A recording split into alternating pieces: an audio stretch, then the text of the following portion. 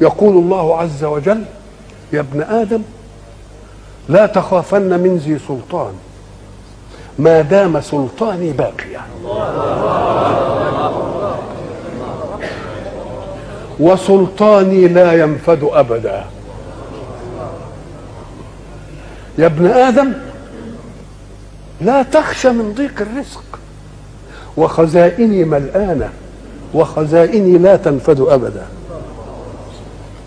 يا ابن آدم خلقتك للعبادة فلا تلعب، وضمنت لك رزقك فلا تتعب.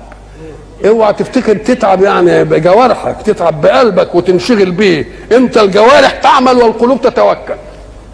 الجوارح تعمل والقلوب تتوكل. خلقتك للعبادة فلا تلعب، وضمنت لك رزقك فلا تتعب. فهو عزتي وجلالي إن رضيت بما قسمته لك أرحت قلبك وبدنك،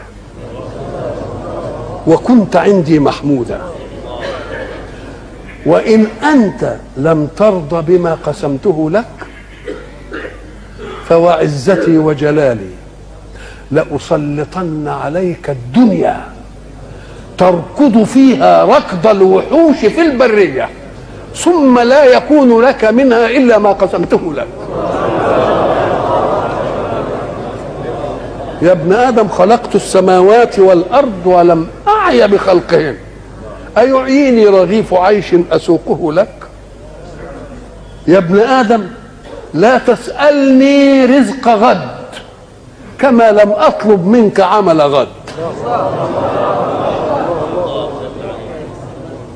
يا ابن آدم